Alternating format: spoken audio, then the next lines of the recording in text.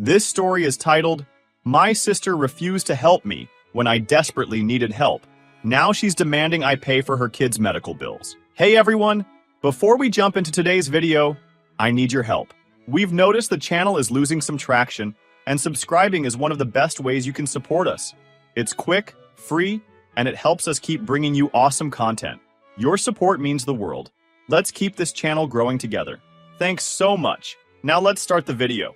Hi everyone, throwaway because my sister and family are the kind of people who'd 100% stalk my posts to prove a point. So, here's the deal. My sister, 28 married female, and I, 26 single female, aren't close, and we've never really been. Growing up, we were total opposites. She was the overachiever, super active, sports captain, every teacher's favorite. Me? Let's just say I was the one getting talks from our parents about applying myself. Even as adults, we just don't vibe. She's all about order and discipline, while I've been stumbling through life, figuring things out as I go. Anyway, rewind to 1 year ago, and my life was a complete mess. I had just lost my job. It wasn't even like I was slacking off or anything. The company just shut down out of nowhere. No warning, no severance, nothing.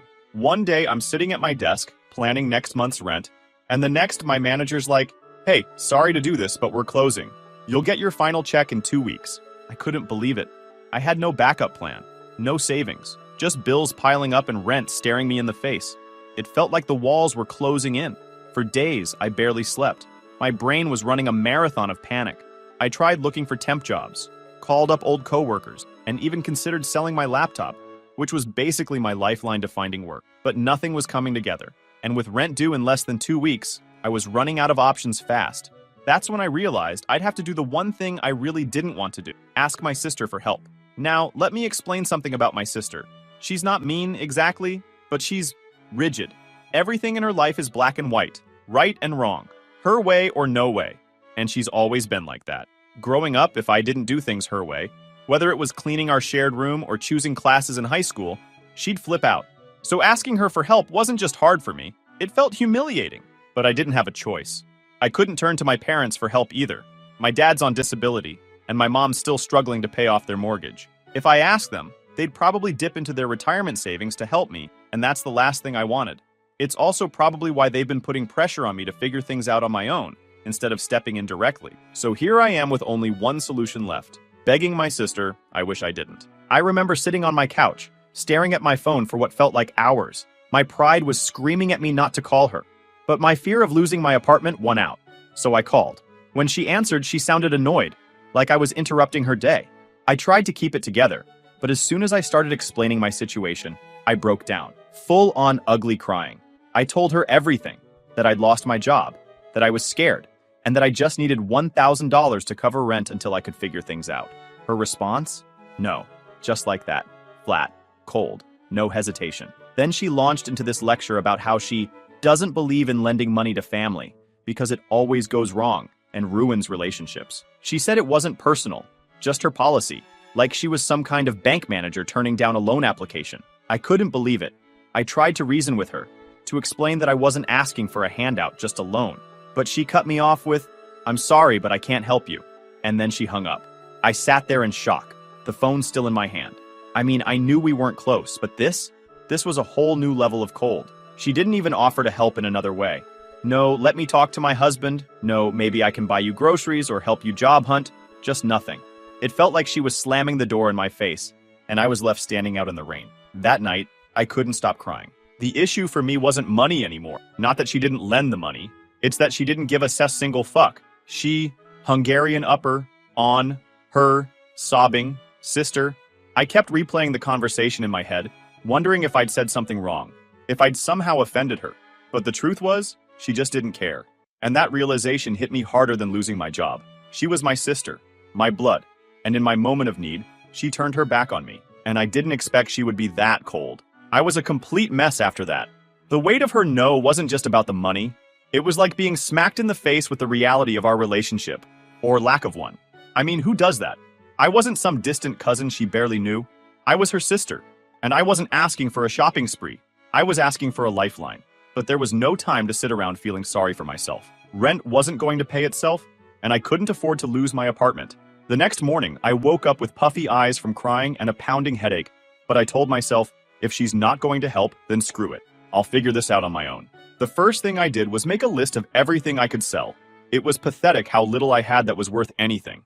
I sold my old gaming console, the decent pair of headphones, and anything extra I sold online within a day. I even thought about pawning my laptop, but it was my only tool to search for jobs. Every sale felt like giving up a little piece of my dignity, but what choice did I have? It wasn't just the selling part that stung, it was the reminder of how precarious my situation was. While I was packing up my old console to ship it off, I kept thinking about all the little luxuries my sister took for granted. Her perfectly decorated house, her weekly Pilates classes, her husband's brand new car. She had everything, and I was over here counting pennies just to keep a roof over my head. It wasn't fair, but life isn't fair. That was a lesson I'd learned the hard way. I also decided to swallow my pride, again, and reached out to a couple of friends. That was even harder than calling my sister because, let's be real, borrowing money from friends is its own kind of awkward. But you know what? They came through. Not with big amounts, but enough to keep the landlord off my back for another couple of weeks. One friend even offered to let me crash on their couch if it came to that. That gesture alone brought me to tears. Still, I didn't want to be a burden to anyone, so I started applying for every job I could find. Temp work, retail, even stuff way out of my field. I didn't care about titles or salaries anymore. I just needed something to keep me afloat.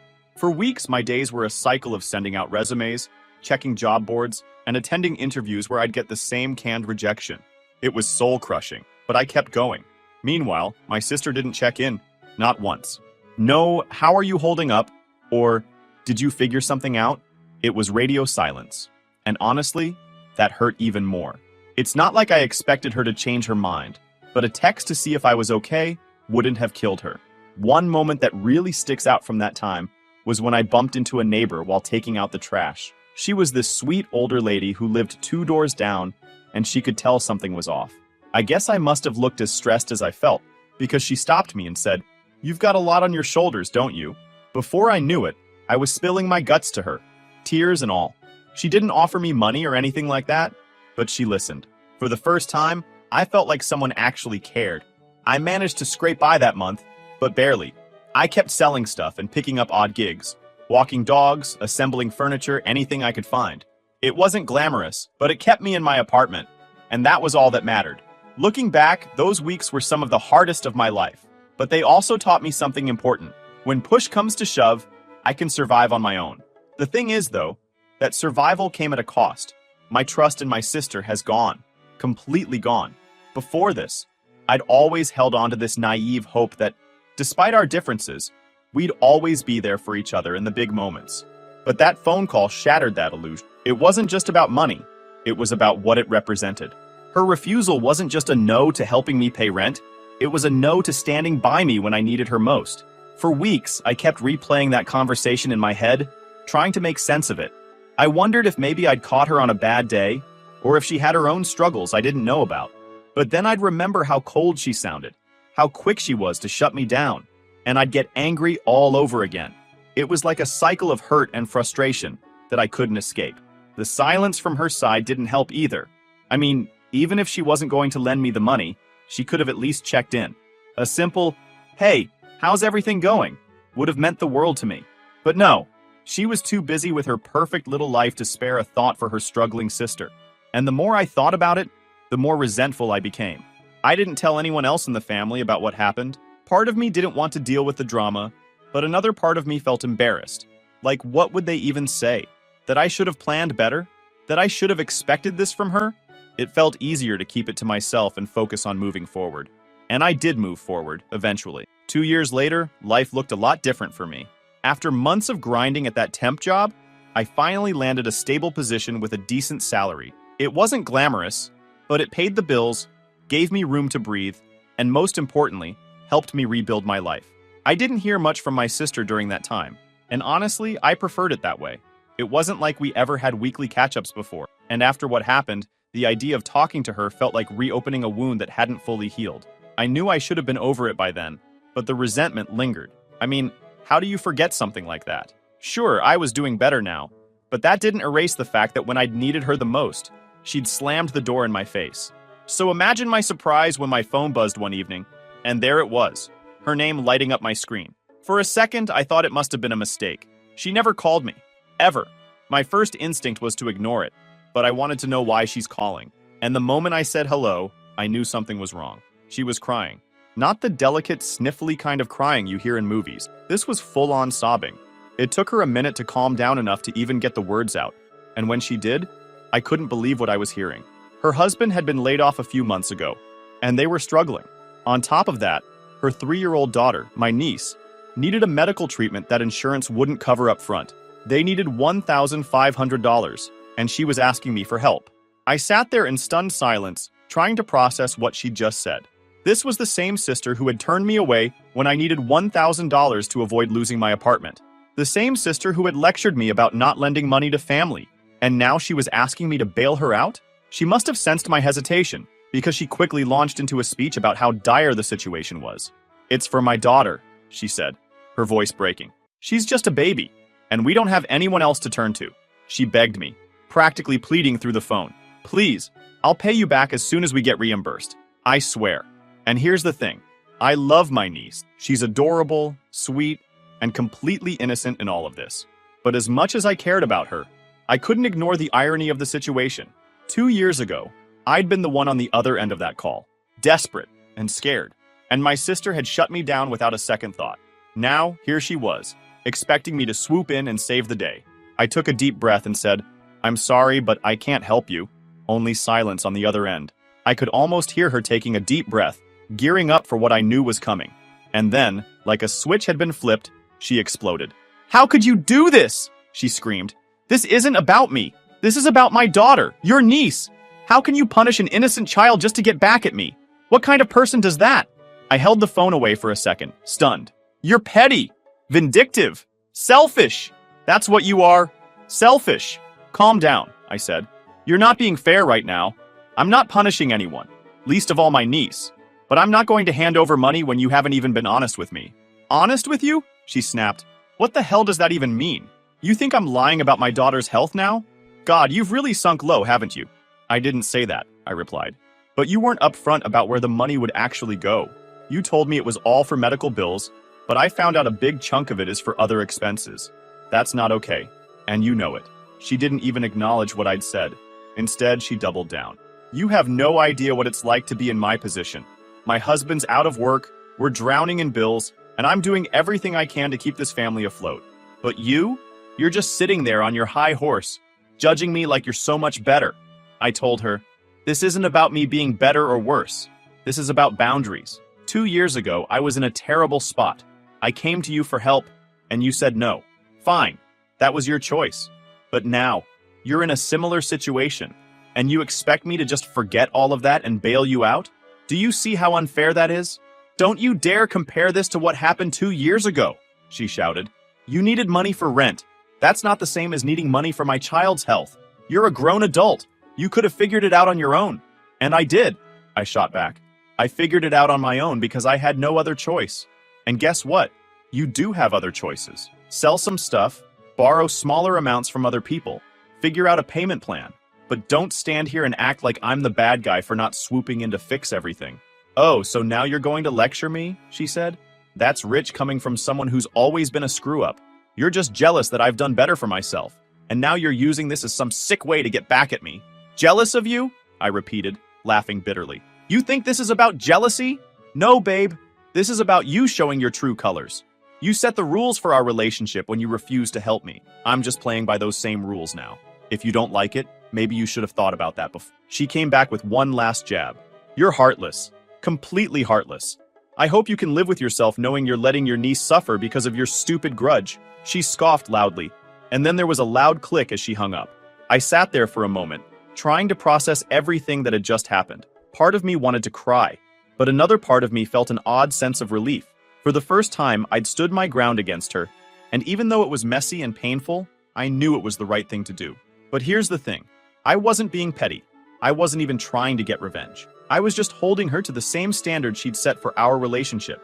She was the one who'd made it clear that we weren't the kind of family that helped each other out.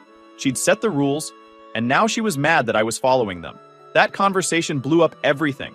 Within hours, my mom was calling me, demanding to know what had happened. Apparently, my sister had gone straight to our parents, painting me as some heartless monster who was letting my niece suffer out of spite. My mom begged me to reconsider, saying, "It's not about your sister. It's about your niece." Even my dad, who usually stayed out of our drama, called me to say he was disappointed in me. It was overwhelming, to say the least. I felt like I was being ganged up on, like no one even cared to hear my side of the story. But the more I thought about it, the more I realized that standing my ground was the right thing to do. If I gave in now, what kind of message would that send? That she could treat me however she wanted, and I'd still come running whenever she needed me? No, thank you. Still, it wasn't an easy decision. I kept thinking about my niece and how none of this was her fault. Part of me wanted to help, but every time I considered it, I'd hear my sister's words from 2 years ago echoing in my head. "I'm sorry, but I can't help you." Over the next few days, the tension in the family only got worse. My parents kept calling, trying to guilt-trip me into changing my mind. My sister sent me a flurry of angry texts, accusing me of being cruel and ungrateful. At one point, she even tried to loop in some extended family members to gang up on me, but thankfully, they stayed out of it. Meanwhile, I couldn't shake the feeling that there was more to the story than she was letting on. Something about the whole situation didn't sit right with me, so I decided to do a little digging. I reached out to a mutual friend who was closer to my sister, just to ask if they knew what was going on. And that's when I found out the truth. Turns out, my niece's medical situation wasn't as dire as my sister had made it seem. The treatment was more nice to have than life or death.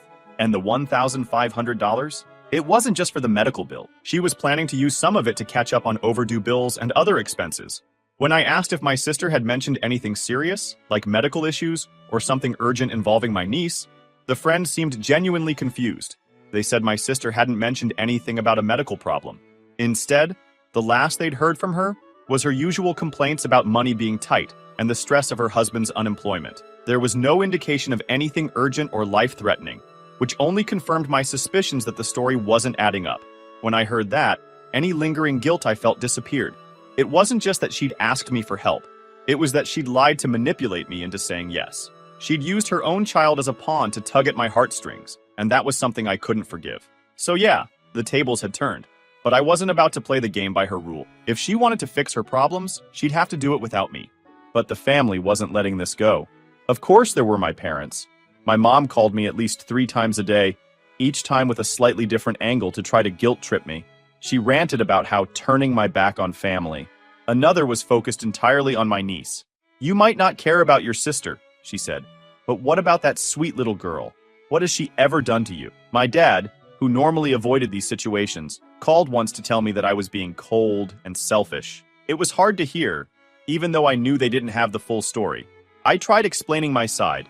I told my mom exactly what my sister had said to me 2 years ago, when I'd needed her help. I reminded her how I'd scraped by on my own, without turning to the family for more than emotional support. But my mom wasn't having it. "That was different," she said. "You didn't have a child to think about." It didn't seem to matter to her that I'd been just as desperate, just as scared. To her, the only thing that mattered now was that my niece needed help, and I wasn't giving it. Then, of course, there were the texts from my sister. She was blowing up my phone with paragraph after paragraph of accusations and insults. One message would be her begging me to reconsider. The next would be her calling me names. The whiplash was real. My favorite text, if you can even call it that, was a 6-part rant about how I was lucky to be in a position to help and how I didn't understand what it was like to struggle. That one nearly made me throw my phone across the room. I really wanted to reply, "Oh, I don't know what it's like to struggle? Did you forget about 2 years ago when I was crying to you about losing my apartment?" But I didn't. I knew it wouldn't get through to her. And honestly, I didn't want to waste the energy. At one point, she tried to drag some of our extended family into the mess.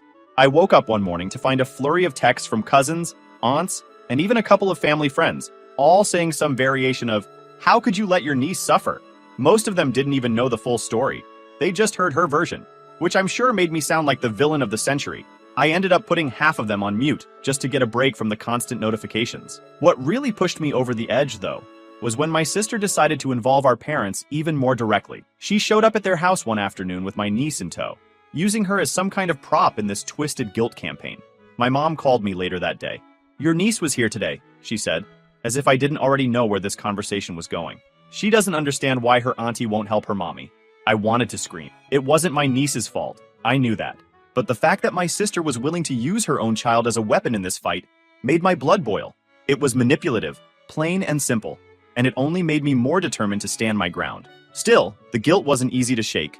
Every time I thought about my niece, I felt this ache in my chest. She was just a kid, completely innocent in all of this. She didn't deserve to be caught in the middle of our family drama. Eventually, I decided I needed to take control of the narrative. I couldn't keep letting my sister twist the story to make me look like the bad guy. So I decided to throw some facts on the family group chat. We have this big family group chat, where we act nice and throw fake compliments on each other. You know the type. Here's what I wrote. Hi everyone. I want to clear the air about what's been going on because I think there's been some misunderstanding. 2 years ago, I was in a tough spot and reached out to my sister for help. I was on the verge of losing my apartment and asked to borrow $1,000. She said no, which was her choice, and I respected that, even though it hurt. Well now, and my sister asked me for $1,500. At first, I thought it was for my niece's medical bills, but I found out later that wasn't the whole truth. A large portion of the money was for other expenses. I'm not sharing this to shame anyone. I just want to explain why I made the decision I did. I don't believe in being manipulated, and I don't think it's fair to twist the story to make me look like the villain. I love my niece, and would never want her to suffer. But this situation isn't as black and white as it's been made out to be.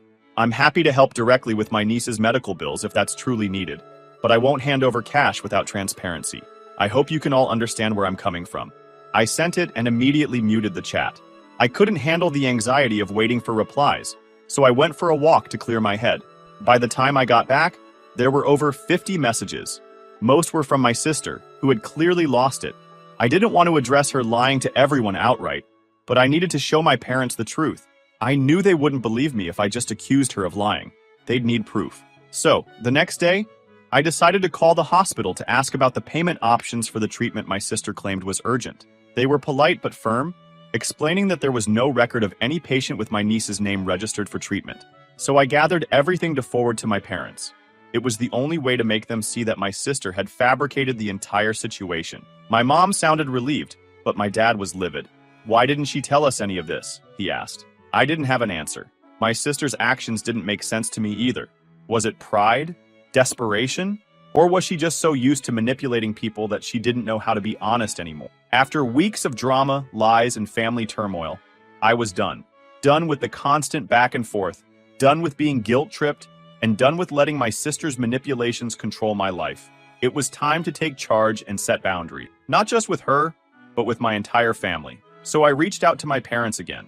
I knew they were stuck in the middle, trying to mediate and keep the peace, but their constant pressure to fix things was draining me. I called them separately to make my stance clear. When I spoke to my mom, I told her, I love you, but this situation with my sister is toxic.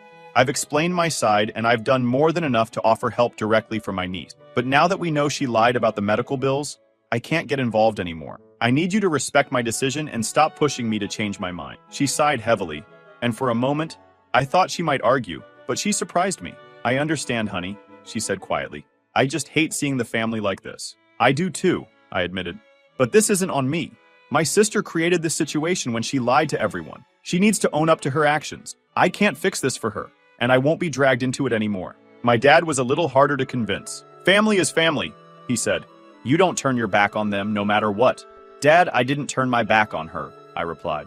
She turned her back on all of us when she lied and manipulated the situation to make herself look like a victim. You saw the proof from the hospital. There was no treatment scheduled for my niece. She made it all up, and now she's trying to guilt me into cleaning up her mess. That's not what family is supposed to do. He didn't say much after that, but I could tell he was mulling it over. I knew he wouldn't fully agree with me, but at least I'd said my piece. I also made the decision to block my sister's number. It felt extreme, but every interaction with her had been toxic, and I needed space to heal. Before blocking her, I sent her one last message. I love my niece, and I'll always be here for her if she truly needs me. But I can't continue this back and forth with you. It's unhealthy for both of us. I hope one day we can rebuild our relationship, but for now, I need space. Please respect that. She didn't reply before I blocked her, and honestly, I didn't expect her to. I knew this wouldn't be the end of her attempts to stir up drama, but at least I'd taken a step toward protecting my peace. With those boundaries in place, I finally felt like I could breathe again. For the first time in weeks, I had a moment to reflect on everything that had happened. The anger, the hurt, the constant questioning of whether I'd done the right thing. It had all taken a toll on me. Still, I couldn't shake the guilt about my niece. She was the one person in this whole mess who truly didn't deserve any of it. I decided to send her a small care package, Nothing too extravagant, just a few toys and books I knew she'd love. I included a handwritten note that said, "I love you so much, and I'm always here for you. I hope you enjoy these gifts. Love, Auntie." I sent it through my parents to avoid any direct contact with my sister, and they promised to pass it along. As the weeks turned into months, I heard less and less about my sister. My parents stopped bringing her up as much, and the group chat quieted down. I didn't know if she'd moved on or was just plotting her next move, but either way, I didn't care. I was done letting her take up space in my head.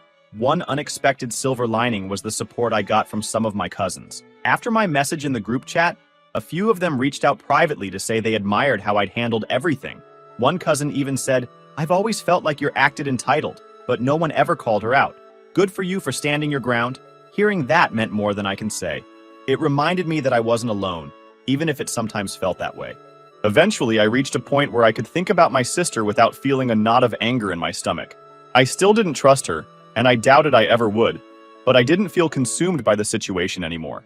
I'd found peace. Not because the situation was resolved, but because I'd made the choice to prioritize my own well-being. As for my sister, who knows what the future holds? Maybe one day we'll find a way to rebuild our relationship. But for now, I'm okay with keeping my distance. Life is too short to spend it tangled up in someone else's toxicity. And if there's one thing I've learned from all of this, it's that peace is priceless. And I'm not willing to sacrifice it for anyone, not even family. Thanks for reading, you guys. I'm excited to hear your opinions on this in the comments.